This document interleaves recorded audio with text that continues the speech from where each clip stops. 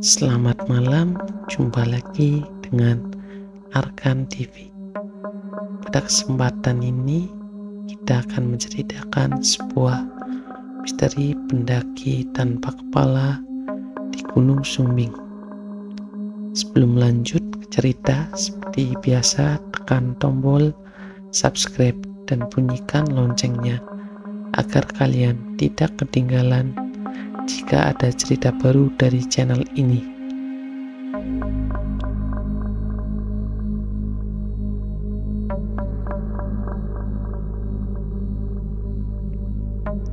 Gunung Sumbing adalah gunung api yang terdapat di Jawa Tengah, Indonesia. Tinggian puncak 3.371 mdpl. Gunung Sumbing merupakan gunung tertinggi ketiga di Pulau Jawa setelah Gunung Semeru dan Gunung Slamet. Gunung Sumbing memiliki daya tarik tersendiri di kalangan para pecinta alam atau pendaki gunung. Selain ketinggiannya, tentunya adalah pemandangan yang dapat dinikmati sepanjang menuju puncak sampai di atas. Puncak tertinggi yaitu Puncak Raja Wali Gunung Sumbing.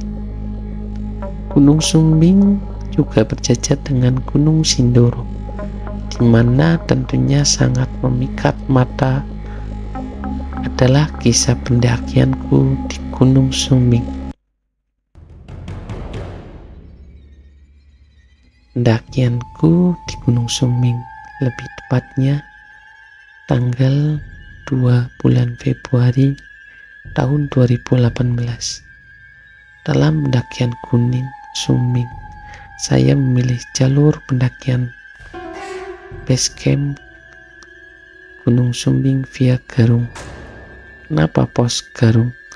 Karena atas saran teman dan banyak juga teman sama pendaki menyarankan pendakian lewat pos Garung. Gunung Sumbing merupakan gunung tertinggi kedua se-Jawa Tengah, maka dari itulah aku dan temanku harus memiliki fisik dan perlengkapan yang lengkap dalam seminggu sebelum melakukan pendakian ke Gunung Sumbing. Pendakianku sendiri hanya berjumlah 2 anggota, berangkat dari Semarang, tapi waktu sampai di base camp pendakian Garung tentunya banyak pendaki lain yang akan mengiringi perjalanan kami. Sekitar jam 4 sore dan temanku beserta pendakian lainnya meninggalkan pos Garung untuk memulai pendakian Gunung Sumbing. Perjalanan yang sangat menyenangkan ditemani udara yang sejuk. Selain itu, sepanjang perjalanan juga banyak para petani yang mengelola lahannya. Keadaan sudah mulai gelap dan hawa dingin mulai merasuki tulang. Belulangku, aku dan temanku beristirahat sejenak dan tak lupa mengerjakan kewajiban sebagai seorang muslim, yaitu sholat maghrib. Setelah selesai sholat dan makan makanan ringan, akhirnya perjalanan dimulai. Lagi tak lupa aku menyalakan penerangan yang aku taruh di kepala agar menerangi perjalananku. Jaket tebal pun aku pakai agar mengurangi rasa dingin yang menyerang sepanjang perjalanan. Rasa dingin pun sungguh mengikutiku. Semuanya tak terasa karena dari kejauhan pemandangan kota seperti Temanggung terlihat begitu indah. Sampainya di pos 2, sengaja aku dan temanku tak melakukan istirahat, meski banyak pendaki lain yang mengajak untuk istirahat. Dari pos 2 sampai pos 3, rasa dingin mulai terasa hebat menyerang. Selain itu, kabut lalu lalang, alhasil jarak pandang itu terbatas. Menuju pos 3 tak ada pendaki lain yang aku jumpai.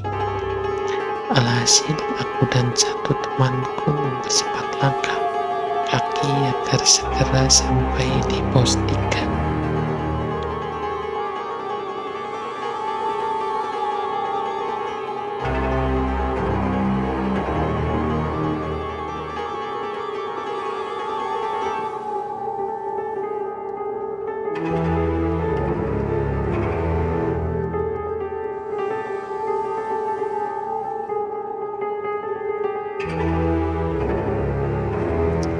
Sepanjang perjalanan, suara-suara pendaki di depanku terdengar jelas.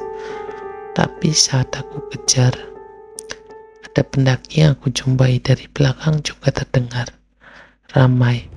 Pendaki lain, tapi setelah aku tunggu tak ada pendaki yang berujung datang. Hawa mistis mulai terasa. Apalagi suara burung gagak yang membuat bulu kuduku merinding. Entah karena kedinginan atau itu benar-benar nyata.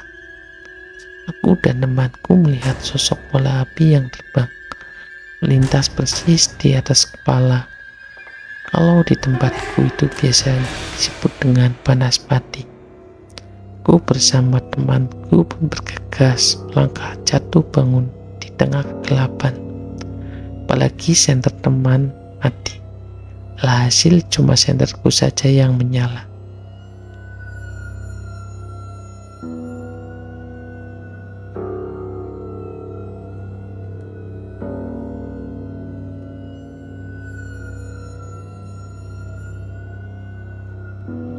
Sekitar jam 8 malam akhirnya aku dan temanku sampai di pos 3. Pos 3 sudah ramai pendaki dan tenda berjejer rapi. Aku dan temanku lantas mencari tempat istirahat dan menenangkan pikiran setelah makan dan minum kopi. Aku dan temanku lantas menjalankan kewajiban sholat isya. Aku tak mendirikan tenda di pos 3, melainkan mendirikan tenda di pos 4. Sesuai rencana awal sebelum pendakian, mana pos 4 menjadi kesepakatan pendirian tenda. Sekitar jam 8:30 malam kami melanjutkan perjalanan meninggalkan pos 3.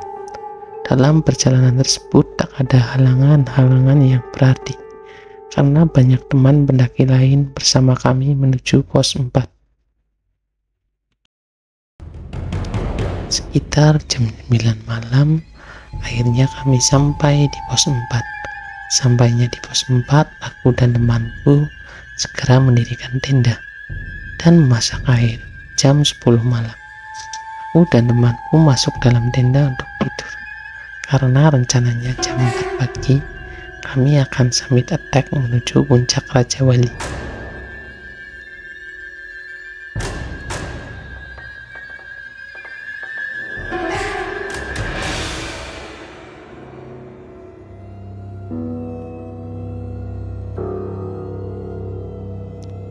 Jam 3 pagi aku dan temanku bangun dan memasak agar stamina pulih lagi.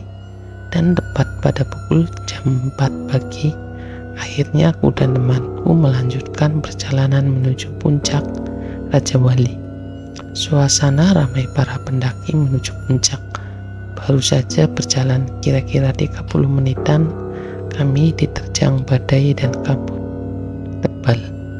Aku dan temanku sampai diterjang badai hingga terbawa sekitar 5 meter dari jalur pendakian menuju puncak. Dingin dan berkabut akibat terbawa badai dan akhirnya tersadarkan diri setelah sadar. Aku dan temanku berjalan kembali menuju puncak. Anehnya, menurut yang awalnya ramai pendaki menuju puncak, seketika hanya aku dan temanku saja yang ada di jalur itu. Hati mulai tak tenang, pikiran membayangkan hal-hal yang aneh.